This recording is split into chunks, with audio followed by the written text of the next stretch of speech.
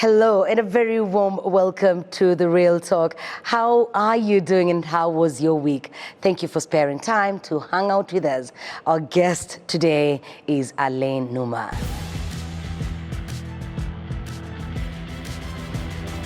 Alain, it is a pleasure to see you, my dear friend. Thank you so much, Jackie. How have you been? Happy to be here. You've been good, thank God. You. We thank God. And I forgot to mention that the guest has the brightest, the most bright smile in the country. No, smile, don't let me down. So I have to smile. You have to smile. Jackie, Yes. how have you been? I've been all right, we thank God indeed. Yeah. Alain, I'm going to skip everything about your childhood because I believe you've had different occasions to talk about how you grew up in not very pleasant conditions. How in do most you know? cases. How do you know, Jackie? Okay. You've told me this, but you've also Yeah. you've said it on different platforms. In most cases, you grew up like who? Like Trevor Noah. Let me use an example of Trevor Noah. Yeah. Like you stand out. When you're placed in the village playground, you're the one that everyone sees. You're the one, they even had a name for you. So we will leave that time, that stage. Yeah, Let's leave that part. Yeah, let's leave that part. It will be for another day. When you hit 18, where did it find you? Where did that time find you? And how was it? 18 was hot, eh? Was hot, 18, God, I started early. So 18, I had friends, and that's way back in Burundi, Bujumbura, that's when we grew up. And I can say 18 was a fun age. Okay. That's when I started getting out. Out, you understand, is everything you find out is... Hey, Jackie, you want me to say everything? I would love to hear everything. So, 18, I was 1 year old. I've been drinking alcohol. So by 17, I started going out, dance, drink, smoking. Making new friends, smoking as well? Yeah, but this normal smoking, eh? Not the other one. Not the other heavy smoking. Yeah, not the heavy one. Yes. So yeah, that's when we started party, getting friends. Yeah, that's Okay. the souvenir. So at 18, by that time, had you met your father yet? No, You hadn't met him. the man up to now is still wanted. Oh. The last time we talked, I thought you were planning to go look for him. You think never going is no, going is never not easy. up to now. So the guy has never been met. Up to now. I wonder how was it for you as an 18-year-old boy, half caste, living in this confused stage? How did you go through that? Because the teenage years are very delicate, sensitive, you're moody, you're doing things that, sometimes a mother will not understand. So I wonder, at 18, did you have a father figure at least? So I always consider 18 years old as a junction of your life, of anybody's life. Because by 18, that's when you choose one of the direction. You skip this one, you go wrong. So in that confusion period, that's when I, as a mature boy, I started understanding, because everyone is, today we are going out with our dads, our mom, we are going for, and just... Family time for them is different family from yours. time. So by then I was living with my grandpa. Okay. But again, that situation, which is not that wow, you see, it's not a pleasant life where I need this, no. So by the time, because most of friends were Burundian, so they had this weekend, they have in their culture, they go back to their village. So everyone has his own village where they're coming from. They have a country home and a city home. Yeah, so every weekend they pack stuff and they go. So the friends are off and I'm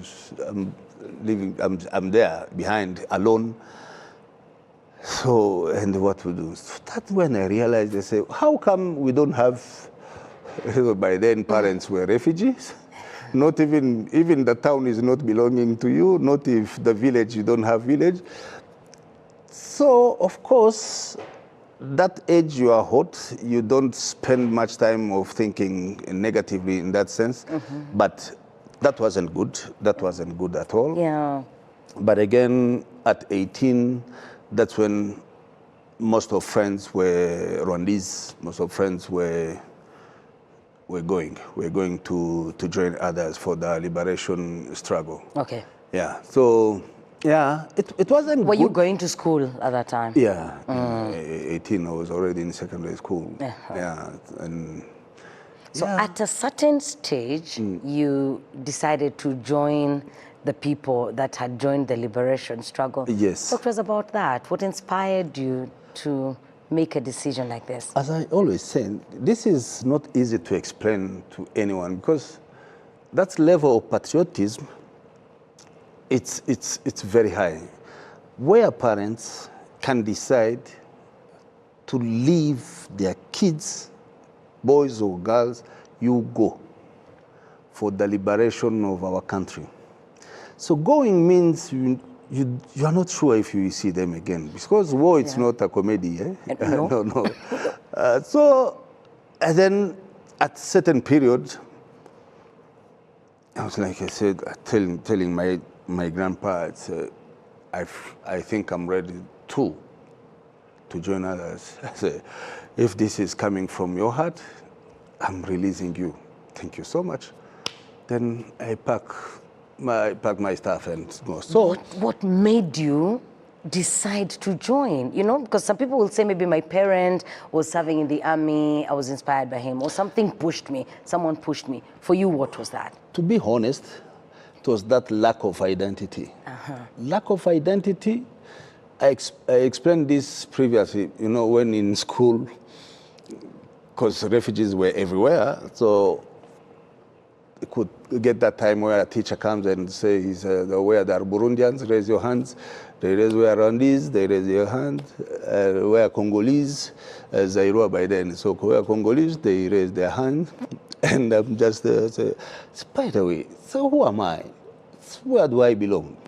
And the teacher is there, not that so friendly. So who are you? Who are you? Where did you come from? I wish I could meet him today and ask me, say, who are you? Say, I have a lot of story to tell him. So that was one of the reasons. Main reason was that one, but again, another reason was at least those I found as parents, let me also join others and to be part of this effort people are making to let parents go back to their own countries. And yeah, that's how I ended up going. How was it? So did you go, you found out about this recruitment that was happening? Did you talk to someone about it, or did you just present yourself? And then, the fact that you already had this lack of identity, how easy was it for you to get into the army? Now that was also another experience. I imagine. That was also another experience. So to identifying myself, that was an issue, because by then we had even Burundian, even Congolese, I mean by nationality who were joining, so but on my side... at that time everyone was joining, Yeah. huh? Okay. They were not strict, you never really needed to have a Rwandan ID. I think we were missing only the Rio Bazungus, so they would also come and join. So that was, of course, at that age, with watching these Rambo movies and Chuck Norris, you have in mind as I'm going to... So reaching there, it's a different... And you are skinny, you're not even a... Very skinny, very I've skinny. seen pictures of you from then. So, yeah, thinking that's a comedy, thinking that's what we have been watching in a movie, But this was not a movie. So that was totally different. That was totally different as experience. New thing, new stuff, new everything. New rules. Lifestyle, rules. Again, at 18, you understand by 18, 19, you don't want to get anyone to get on top of you and giving you rules. Giving you you want to be a man. Yes. So it didn't work that way. It didn't work that way. And I thank God to have met those leaders of ours. Yeah, at least there's a kind of shape they gave people. So we thank God to be alive today. Yeah. But at least we went through that. Did you ever shoot the gun? Did you ever kill someone? But the war is a war. Even if you are shooting, a bird is shooting. So let's keep that part. I asked if you killed someone, not a bird. Clearly, you only killed a bird. I've repented. I've repented. Let's and God has forgiven you.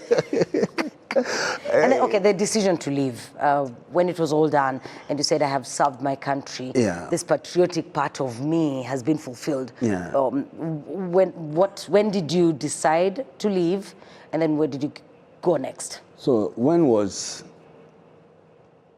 they started telling people, those who want to go back, at least you came for this, and this we are done. Thank God, yes. We're victorious. If you want to go back, you are not fit, your nationality, or you just want to leave because of ABCD. Yeah, you're tired of the strictness of the military. Yeah, no, not only that, there were many tangible reasons going back and serve, then help your family. Sometimes you find you are the elder in your family, so you need to go back at it to see who you see. Like me, growing up with a grandpa, but unfortunately they never made it to Rwanda, so they died in Burundi, including my mom. So I don't know, but I felt I need to go to start another life. Okay. And starting that life doesn't remove that patriotism spirit you have in your heart. So I said, let me just go. So that's how. Then the second phase of demobilizing people, so that's when I joined. That was 97, and toward the end of 97. Yeah. So next move was to look for a job. So 98, it was still fresh. It was still fresh, a lot of NGOs here. So I worked for different NGOs, French NGOs, American NGOs, and I served in UNDP as a convoy commander. By then, 98, we had Bachengezi. I don't know if you heard the story. We had Bachengezi, these rebels from Congo, these all ex-Pharaoh who they wanted to come back and destabilize our country. So UNDP, as a security, as a convoy commander, they used to escort convoy, taking food, medication, supplying anything everywhere across the country. Yeah, so that wasn't also easy, because sometimes we could meet these Bachengezi, these rebels, and stop. So because we had military forces escorting as well. So that was the life. Straight after getting out of the army. After the army. That was the experience before joining where I am today. So let me take you back to the army kind of training and discipline. So there was a time in East Africa where it was almost mandatory for people to go through mchaka for a lot of our East African countries. Yeah. And when you look closely, the people that come from that generation behave differently from our generation that did not have to go through it mandatorily. You find that you never could, like for example in Kenya, you never could go to university before going through the National Youth Service. You finish your 6 months in the National Youth Service, you do another, I think 1 year or so of public service, because now the government has invested in you. You go do your time serving the public service, and then you can continue with university. I think it still happens in Nigeria as well. Even here it was the case. Here. And so I wonder what sort of impact the time you spent in the military had on you as a person. Discipline-wise, personality-wise, character-wise. That's it. You have said it. Oh, I said it. Because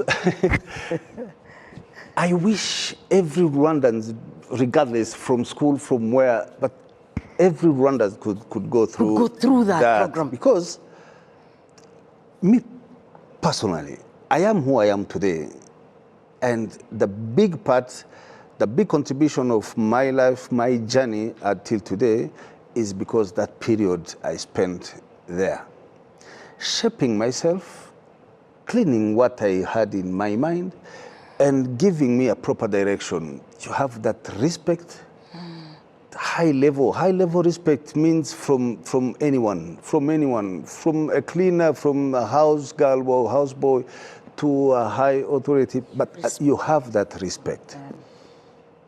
So those are the things, that one, respect and integrity. You feel like, I say, you can't go wrong. I think that's how I became a pastor. So, so integrity is on another level. You don't want to see someone abusing another one. You don't want someone destroying something that has been built. Or you see that kind of reflection, that kind of thinking, that kind of patriotism. You feel, people suffered to get this country back to where we are today, and just from nowhere.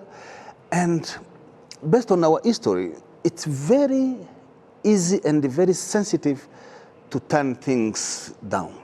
Very easy to go back. We are here, strong heart, strong attitude, everything, but it's very easy to turn everything down. But again, if you have a lot of Alains, a lot of leaders, we have a lot of whoever, at least we have people who are protecting. Not only those, not only those one with the guns, at the border, the area to protecting the country, but even within, there are people who can't let anyone destroy what we have achieved. So we have that spirit of being a Rwandan, being proud, especially me, who had no ID by then. So when you got this ID, you so now it. with my Rwandan thing, sometimes I went to people when I started this journey of looking for my dad, and they are like, I said, so maybe you need another nationality. I said, look, man, unless if it's something they bring at home. Me going, writing, my name is this, I need, no, I will never need. I'm here to stay. Yeah. This is my ID. I suffered to get here. Yes, I can I started finding myself. I used to find Burundian people, those who are very known, to call them my dad. Yeah, there's one you decided to call your dad. Yeah. Did you ever meet him? How? Oh, you not even his picture? So same as his. You just used to use his name, and you'd get away with things. It worked. It worked. It worked, and through that. I hope he's watching this interview and he's going to text he you. can't understand. He can't know he's the one. But I wish I can meet him if he's still alive. Next time I interview you, I'll ask you for the name. Yeah. So that's it, Jackie, that level of patriotism, spirit, and loving your country, loving others, integrity, your respect, that it's something everyone then should have. Yeah. So once you have that one, no one can take it away from you. Yeah. And with that background again, you joined the corporate world. You were like the first employee at MTN, weren't you? I'm among the first. No, not the first. I was there 1 year old. Because MTN started in 98, I joined in 99. But among the very few that are still there, Yeah. When you're in the corporate world, are there times when you have used your past experience to rectify situations? You know, sometimes, and you talked about issues of integrity, discipline, you find people abusing office. Because I sit in this very powerful position, I can trample over people and get things done my way. Are there times when you've brought this, that experience has applied? It's a mix of feelings. So the part of using the experience I got from the army, yes, because you see that 98, 2000, 2001, that was the investment period where they had to plant BTS antennas everywhere across the country. So all these need someone who can't ask ABCD. Go is to go. That's why I always telling my colleagues, man, always use this company as a barracks. Yes. So your leader telling you turn. You can't ask why. You turn, then you ask later. Or you don't even ask at all. you don't know. I say, why do I have to? Yeah. So you are not a leader. So accept if someone is leading you, let him lead. Yes. Follow the leader. Yeah. So Follow the leader. Wanasema kwa jeshi amri ni moja. Hivyo. Sema ndio tu ni twende. Twende. So that helped me to have this thing. Don't tell me, I say, we can't travel at night, we can't travel on Sunday, we can't do this because it's raining, because no. So all these things, no excuse. Yeah. Actually, nothing can stop you to do something. So the good thing, I always put whenever I have this hesitating or want to have this negative, I put myself in, I bring back the business as if it was my business. Would I sleep and wait until the rain goes? Would I sleep and wait until it's Monday? Or it's because night I can't work? If it's my business, I'm looking for my own money. So this is something that I should do. So do it as if you are doing for your own. As if you're doing, as if it's your own. Yeah. Some sense of ownership. That thing. Thank you so much. Our guest is Alain Numa. He's a mentor, he's a pastor, he's a lot of things. And, you know, we've had occasions where we've listened to his story. He had a tough childhood, and it's by God's grace that he gets to sit here with us today to share his story. But also, he uses his experience to empower young men. When we come back, we're going to talk about Boys to Men. Not Boys to Men, the band, but Boys to Men, a program that Alain started that aims to groom a new generation of young men that will be patriotic, responsible, great husbands, fathers, and brothers. Do stay with us.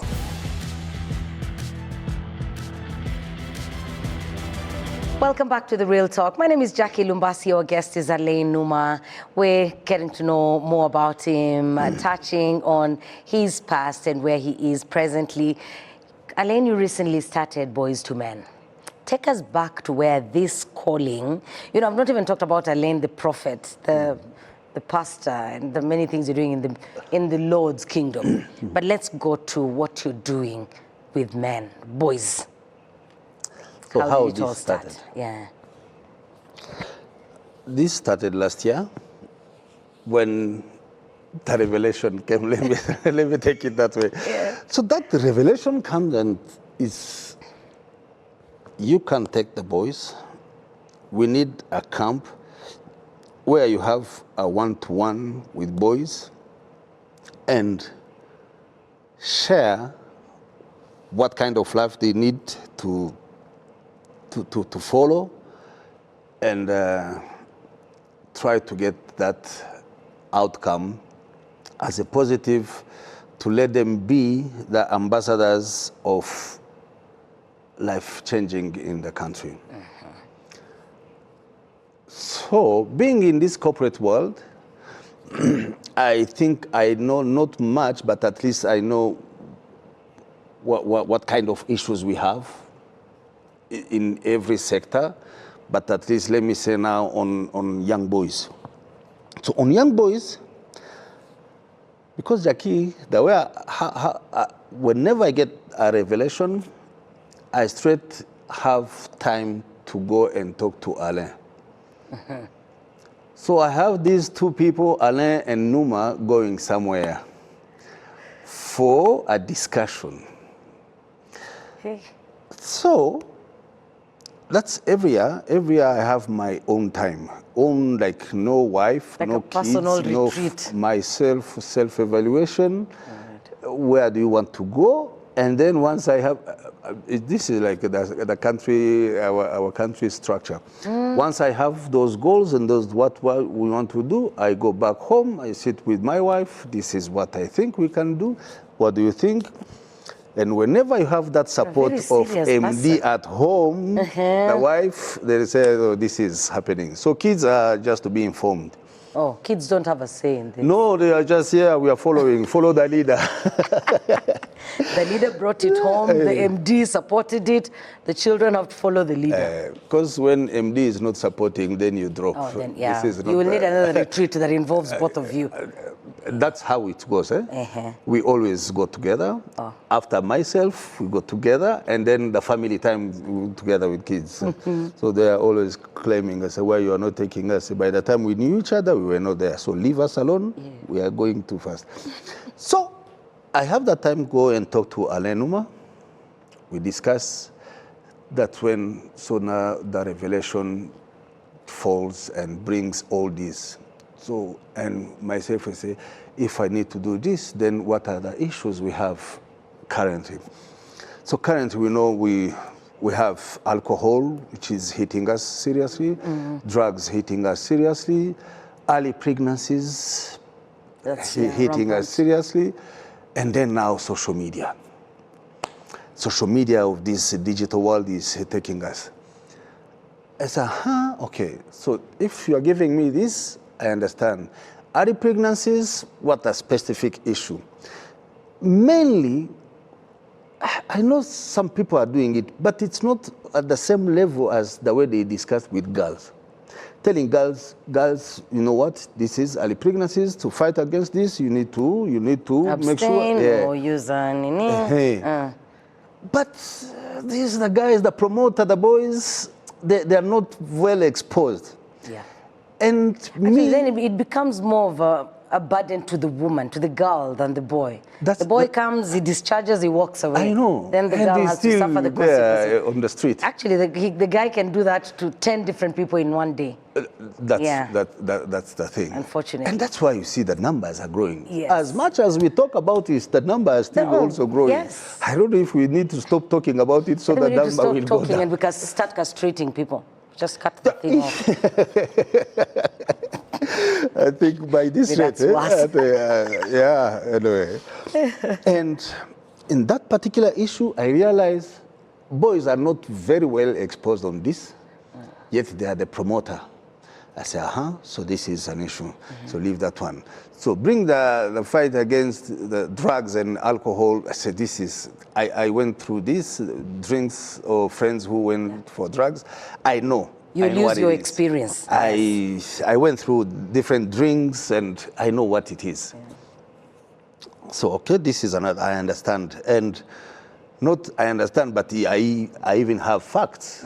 I say if I can wake up at 5 or 4 going in the street in Kigali, you can see boys, young boys, drunk, or those who are not drunk, they still moving with a whiskey bottle and what. Very young, at 17, 16, 18, and you see there's no future here. So I see this is another issue. Now, digital, social media. So social media and digital in general, we are exposed. Families we have now, you know, me as a person working for a telecom company, I know a phone, unless you are 18, you are not allowed. We can't even give you a SIM card. We can't register you if you are under 18. That's true. But then you cannot stop them from having a phone. And you cannot stop somebody else. Those are the law. Yeah. But home... But then home, the story is different. All our 10-year-olds have phones. So with this tabs. COVID, again, it was mandatory to have a smartphone to follow that. So home, we have internet, we have digital, we have smartphones. So parents, we are there or sometimes not there. So kids and internet cannot, there's nothing to discriminate. You press and you have everything. What I can watch is the same thing my son of 6 years. So those are the things. And then social media. Social media, the good and the bad. So these were the issues, and I say, you know what, this is it. So plus Rwandan values, you need to love your country, because we know how it happened to us without a country, without a nationality, without identity. So this is your country, you are the one to own it. Yeah. So previous in those issues that we're talking with, once you are involved in this, the country doesn't have a future. No. It's done. Never. I wanted to ask, so then you could have easily come to RBA, gone on different radios and TV stations, and talked about this and stopped there. Yes. Why did you go a step further to establish an environment, a program where you bring all these people? How many boys do you have? 2? I had, you mean my own? Yes, your own. Your own at home. 2 there boys are 2 and boys. 2 girls, yeah. 2 boys and 2 girls. Oh, there's one girl I don't know. I know the big girl and the 2 boys. The last. So you see, you could have had these conversations in your house, probably in the neighborhood and on national TV. But so you decided to plan a camp. At home, I started it as fixing a government. Yeah, the government, I'm there, of course, You're the the president. And my wife, she's the prime minister. And then every kid has his own Ministry. task. The ministry, we have security and the security and the internal affairs, and another one, logistics. And this is what happened. I wanted to create that environment, that platform where we can discuss. Not as parents, not as someone who said, this is it, no. So to create that friendship, so we talk as a man. Because it's important for children and their parents to be friends. There's the parent and child relationship, but there's a need for a friendship. That one. Friendship, that's when you open yourself and you let them opening themselves. So this is how it happened. And then I said, that's how came the idea of one-to-one. Okay. Talking on radio, on TV, it will go. Because I had my own YouTube channel, Yes. I used to talk with these boys, but the good thing behind all this revelation, my 3rd boy, 14 years, was the one. I said, Dad, no, you should go for this. This, your idea of the boys to men, it's good. Let's have others now experience. Me, I'm okay. Me, I'm okay. Me, I'm here. I have learned something. I'm already from a minister. I'm already a minister. So we need more ministers. And I said, are you sure you are? So getting this was like, I'm getting confirmation from God that the revelation, this was the right time to do this. Let's fast forward to the camp. Yes. Time came. Releasing the link. Yes. Registration in 1 week. Because, again, having this, I said, no, now I need a venue. Where am I taking the boys? I'm here calling my friend called Serge Gasore, who has a foundation, a school in Harama. I said, man, he lives in US, but he was around. I said, we need to sit for a coffee. I told him, he was like, man, this is unbelievable. You mean? I said, yes. I said, you have my support. Wow. So you mean boys? I said, yeah, he has an international school. I mean, in Nyamata, but a very nice boarding school. So I went there, visit the boarding. Bed, okay, this can work, okay, Taps water can running work. Water, This. I said, playground is there. I said, this is the place. I released the form. I gave myself 2 weeks for registration because even in me, say, God, if you're with me with this revelation of yours, please inject the same to parents. Because parents who is going to stand up and say, I'm sending my boy, doesn't know where, with who, what are they telling him?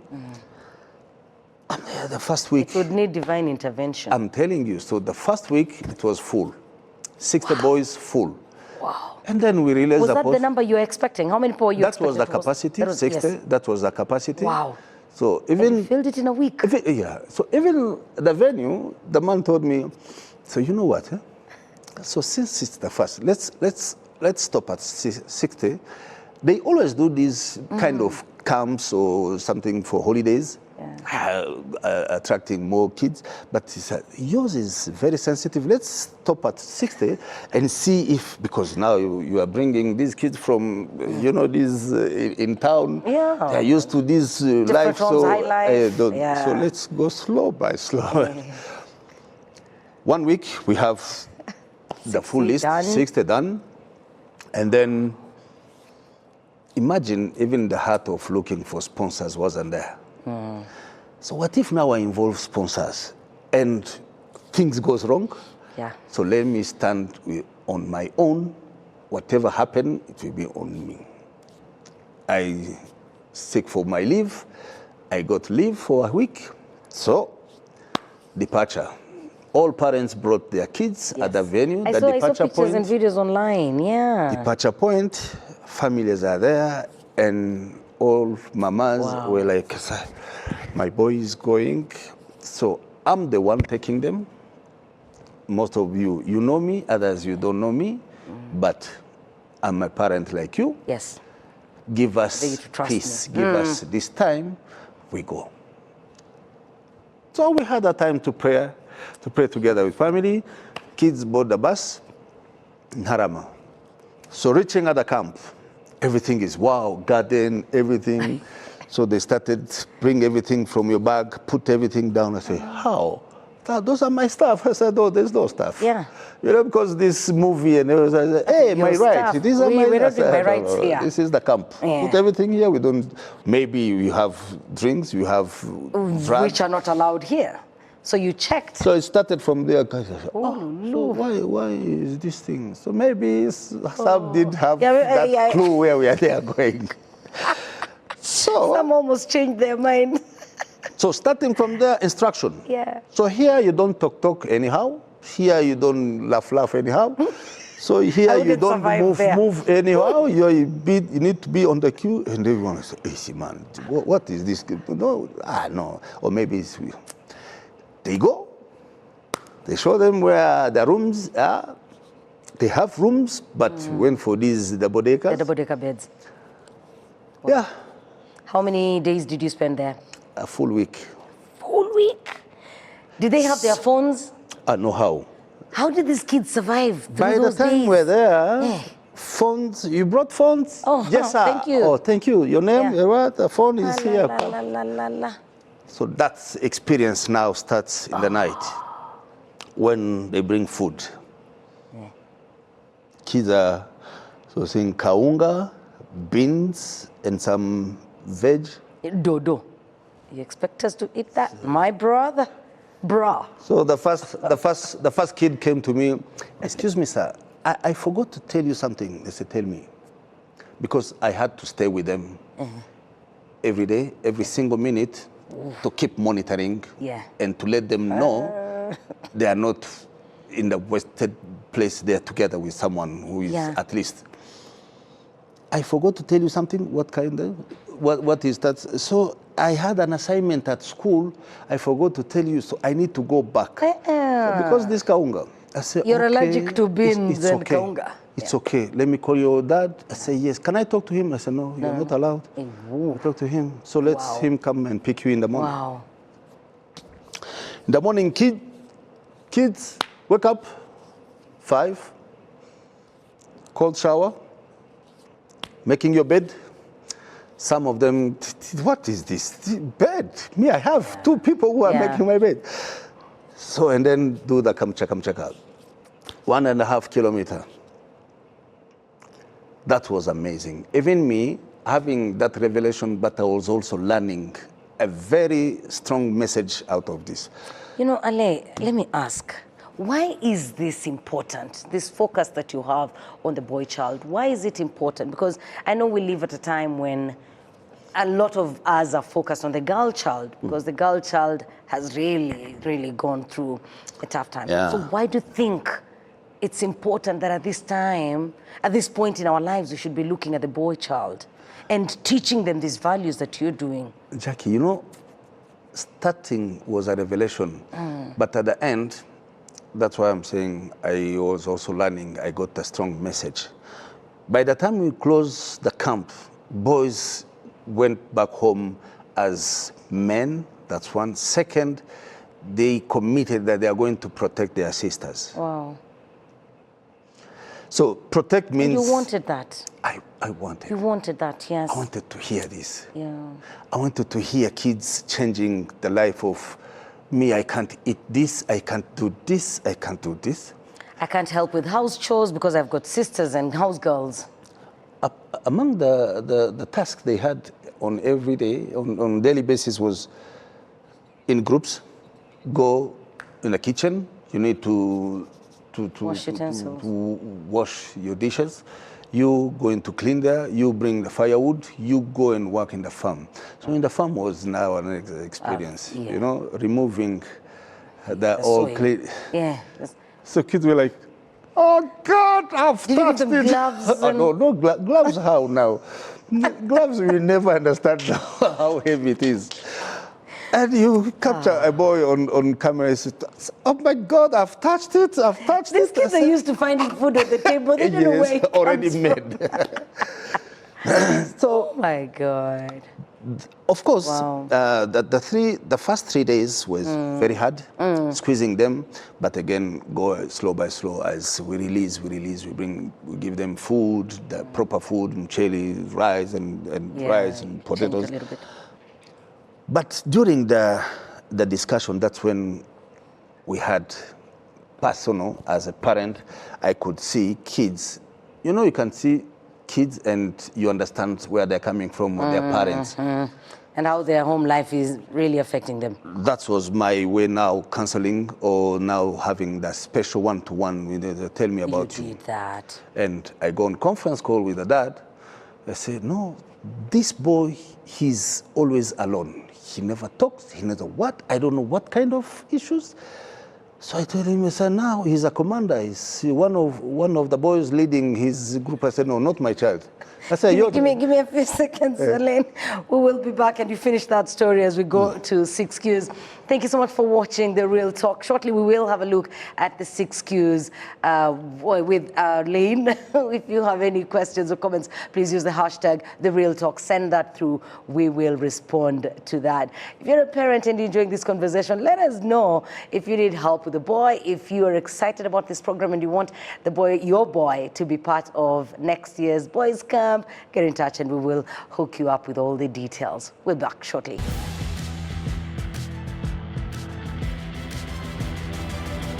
Welcome back. This is The Real Talk. Alain, I'm glad that you had the one-on-one with the parents. So finish that further revelation. Tell us what's the future of the boys to men, and then we can look at your 6 Qs. The future, first of all, is currently what we're doing, the post-camp follow-up, asking parents, so what kind of change? I'm glad it's very positive. Very positive.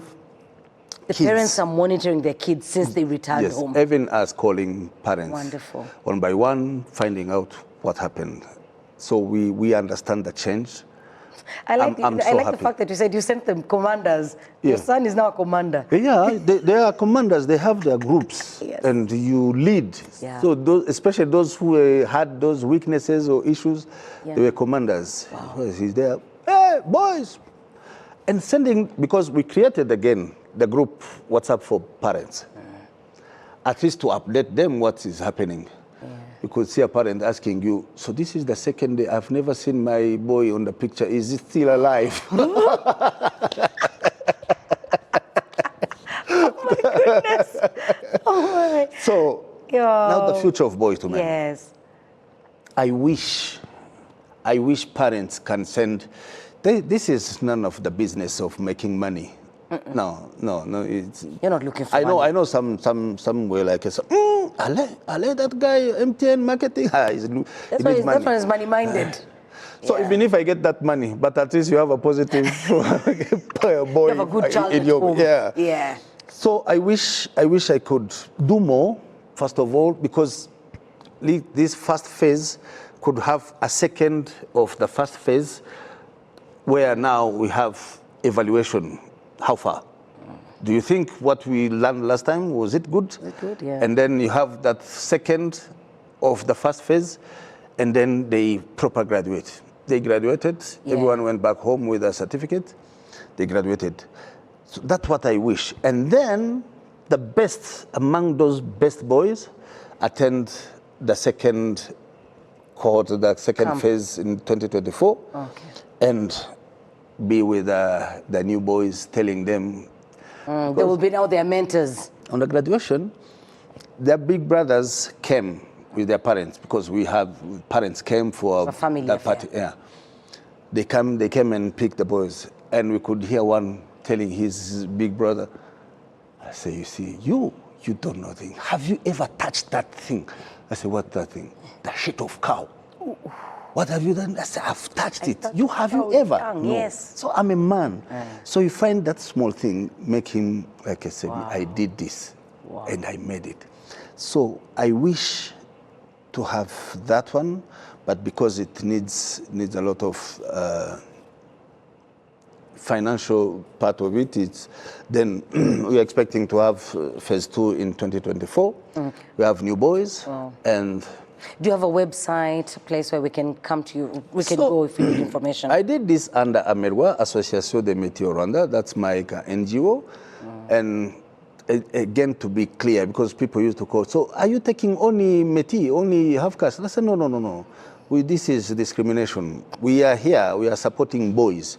Of course, we have that component of those boys abandoned by parents, but again, it doesn't stop us to involve. So we have that website, amerwa.org, where people can visit, they see what we are doing.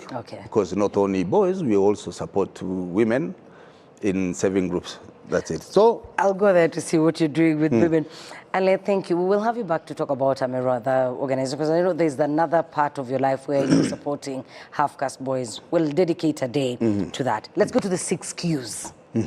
My favorite part, and we're going to make it quick.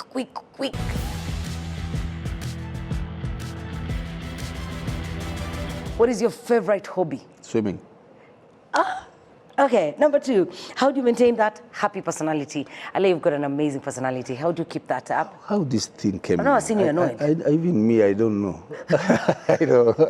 You carry the fire in you, the joy is inside you. Wow. That's a character, and I thank God about this. So the way I do it, I always seek God for protecting this character of mine to always be here. Number 3, what do you want to be your legacy when you're no longer on earth? People or children or boys or girls to always say, as Alain used to say. Wow. That's it. It will mean you'll have impacted them. How do you manage stress? Swimming and prayer. In the personal retreat, eh? That is amazing. Number 5, what item don't you ever leave behind when you're leaving home in the morning? My coffee. That's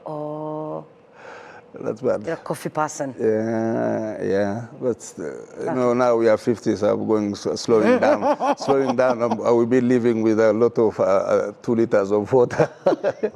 So yes, coffee. That's something I can't leave. And again, I can't leave my family. You've got to move with them. And lastly, if you were to be stuck on an island and could have only one item, what item would that be?